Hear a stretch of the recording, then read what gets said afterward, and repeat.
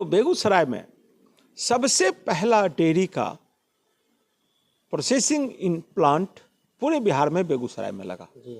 Rajendra Prasad, doctor Rajendra Prasad दुग्ध प्रसंस्करण केंद्र, बरौनी डेयरी। अभी आप देखें, अब ये क्रेडिट हमारे माननीय सांसद महोदय को जाता है। फॉर्चुनेटली बेगूसराय में पहली बार प्राइवेट इन्वेस्टमेंट कुछ आया है और वह रोजगार का सबसे बड़ा स्रोत बन सकता है। नमस्कार, मैं हूं विजय कुमार और आप देख रहे हैं खबर पोस्ट।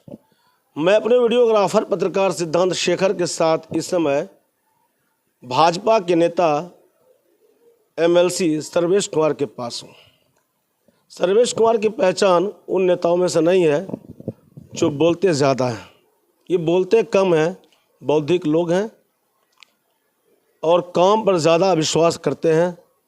अभी इन दिनों लगातार बेगूसराय के सांसद गिरिराज सिंह के पक्ष में जनसंपर्क कर रहे हैं, अभियान चला रहे हैं। हम इनसे जानना चाहते हैं, ये घूम रहे हैं ज़िले के कोने कोने में, तो क्या है माहौल। आईपीएल के इस सीजन को करे सेलिब्रेट कावेरी होटल हर्ष गार्डन के साथ। Watch IPL with delicious food at roof terrace of Kaveri hotel Harsh garden. IPL live screening come, watch enjoy with Kaveri special food at Hotel Harsh Garden.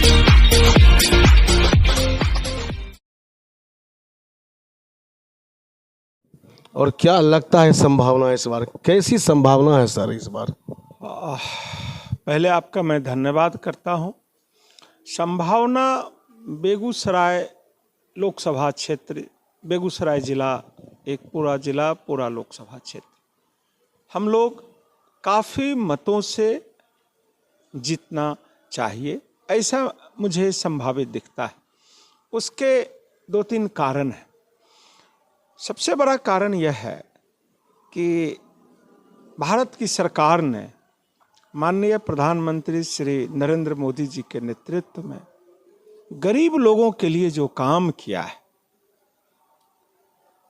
लोगों को आवास मिले हैं, लोगों को शौचालय मिला है, बिजली का कनेक्शन मिला है, नल का जल मिला है, और सबसे बड़ा जो कार्यक्रम हिट है वह है मुफ्त राशन 5 किलो, अनाज मिला है और आयुष्मान कार्ड के जरिए इलाज की सुविधा मिली। तो अनाज भी इलाज भी।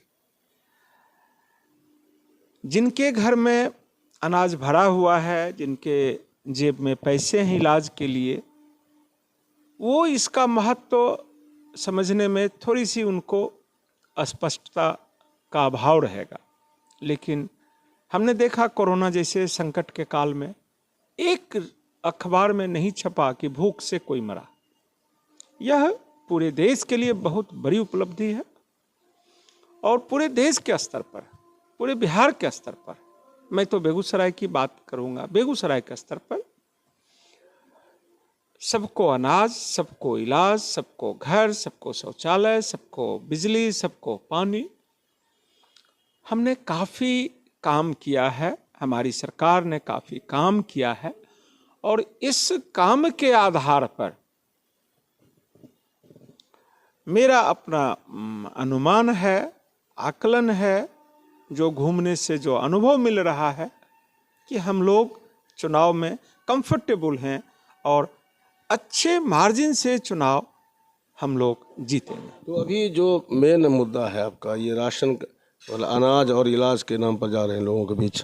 नहीं, आप हमने कहा कि हम जीतेंगे, आपने पूछा संभावना क्या? एक आधार है ये। हाँ, आपने पूछा संभावना क्या है। मैंने कहा कि सबसे बड़ी संभावना है गरीब लोग, हर जाति के लोग, हर धर्म के लोग, गरीब लोग मोदी जी की सरकार के पक्ष में उनका जनमत बन चुका है और उस आधार पर हम जीतेंगे। और भी बहुत काम हुए, वह एक विषय है।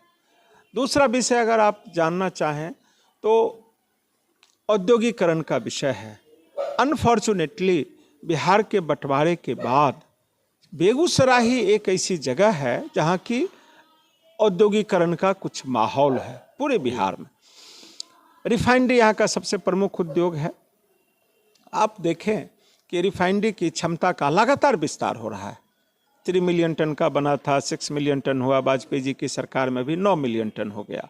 अभी इथिलीन का प्लांट लग रहा है, प्लास्टिक उससे बनेगा, प्लास्टिक से रिलेटेड उद्योग लगेगा। पेट्रोकेमिकल्स का एक पार्ट है ये।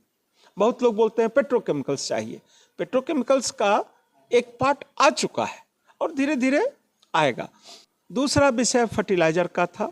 अनफॉर्चुनेटली फर्टिलाइजर भी बंद हो गया था। वाजपेयी जी की सरकार। कहने की बात नहीं है, हम सब लोग देख रहे हैं कि फर्टिलाइजर शुरू हो चुका है, कमर्शियल प्रोडक्शन शुरू हो गया है, तो फर्टिलाइजर भी बना। एनटीपीसी में शुरू में बना था, छोटे छोटे यूनिट बनते थे उन दिनों, उसका भी विस्तारीकरण हुआ। बरौनी थर्मल को एनटीपीसी को दिया गया, उसका विस्तारीकरण हुआ। तो जो पुराने इंडस्ट्री लगे हुए थे उनको मजबूत किया गया, एक यह बात हुआ। उसके बाद एक महत्वपूर्ण बात जो हुआ इंडस्ट्री के सेक्टर में कि पिछले बहुत वर्षों से कोई इंडस्ट्री बेगूसराय में प्राइवेट में भी नहीं लग रहा था। अभी प्राइवेट में कुछ अच्छे इंडस्ट्री आए हैं, जैसे पेप्सी आया, 600 करोड़ रुपए का इन्वेस्टमेंट।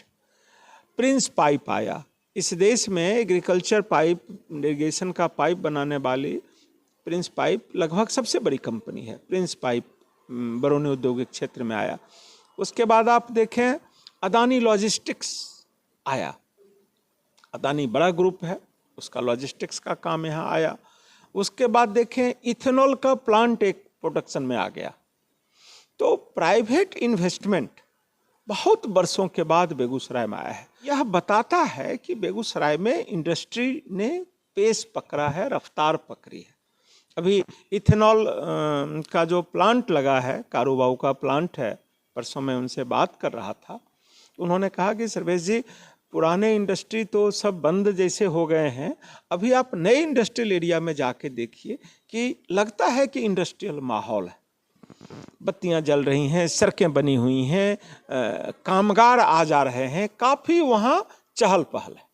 मैं आपको एक बात, विजय जी आपका चैनल काफ़ी पॉपुलर है, बहुत लोग इसको देखते हैं। बेगूसराय के सर्वांगीण विकास में दो डेवलपमेंट का 2 पैरामीटर मैं लेता हूं। एक ऑल अराउंड डेवलपमेंट, सर्वांगीण विकास, और दूसरा इंक्लूसिव डेवलपमेंट, कि जो पीछे रह गए, दलित हैं, अल्पसंख्यक हैं या गरीब लोग हैं, अति पिछड़े लोग हैं, उनका विकास। विकास 2 पैरामीटर पर हम लोग देखते हैं। एक है इंक्लूसिव डेवलपमेंट, कि सभी का डेवलपमेंट हो। राजनीति उन्हीं के लिए होती है जो समाज में पीछे रह गए। एक इंक्लूसिव डेवलपमेंट और दूसरा सर्वांगीण विकास। अब जो इंडस्ट्री का विकास हो, एग्रीकल्चर का विकास हो, जो भी जीडीपी जो आपका होता है, सकल घरेलू जो उत्पाद है, उसमें क्या क्या फैक्टर्स कंट्रीब्यूट कर रहे हैं, उसका क्या बढ़ा। अब जैसे आप देखेंगे, मैं अभी एक फिगर देख रहा था कि 2015-16 में एग्रीकल्चर से, क्रॉप से बिहार के जीडीपी में 12.6% का हिस्सा था क्रॉप का। आज जब देखेंगे हिस्सा वो घट के 9.7% हो गया। 3 परसेंटेज पॉइंट का कमी, बड़ी कमी। तो क्रॉप का हिस्सा घट रहा है।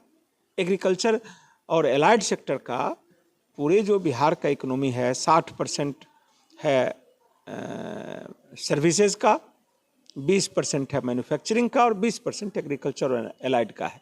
तो मैन्युफैक्चरिंग में मैं कह रहा था 20% जो है, उसमें जो मैन्युफैक्चरिंग का जो बढ़ना है, वो बिहार में इंडस्ट्री नहीं लग रहे हैं, रोजगार नहीं बन रहे हैं।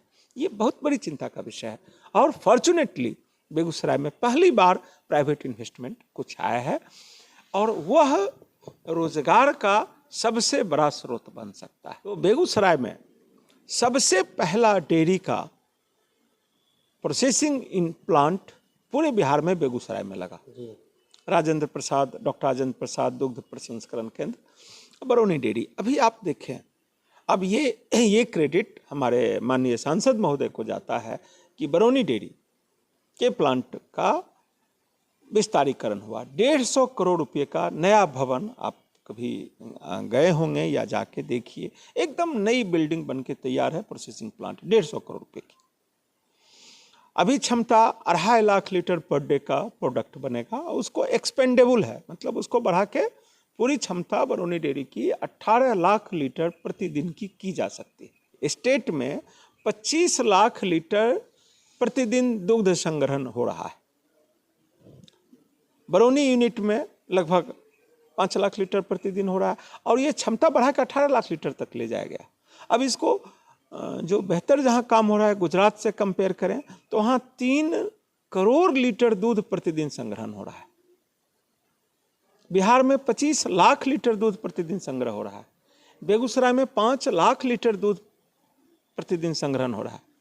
तो कैसे जो पशुपालक हैं बड़ी संख्या में, यहाँ उनकी संख्या लाखों में, बेगूसराय की आबादी अगर 35 लाख है तो यहाँ 15 लाख लीटर दूध प्रतिदिन उत्पादन होता है। तो लगभग आधे लोग पशुपालन में लगे हुए। तो उसमें माननीय सांसद ने बहुत काम किया है।